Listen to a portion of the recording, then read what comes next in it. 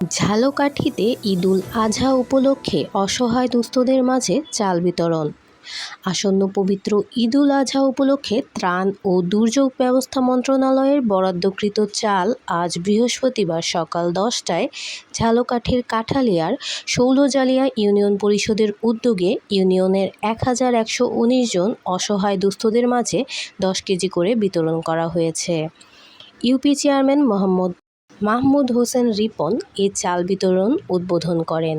এ সময় ইউপি সচিব মোহাম্মদ মামুন হাসান, সাংবাদিক এইচ.এম. নাসির উদ্দিন, ইউপি সদস্য মোহাম্মদ মোস্তফা কামাল, সৈয়দ আব্দুল কাইয়ুম, মোহাম্মদ সেলিম তালুকদার, মোহাম্মদ কবির হোসেন, মোহাম্মদ দুলাল সহ সকল দফাদার ও মহল্লাদাররা উপস্থিত ছিলেন।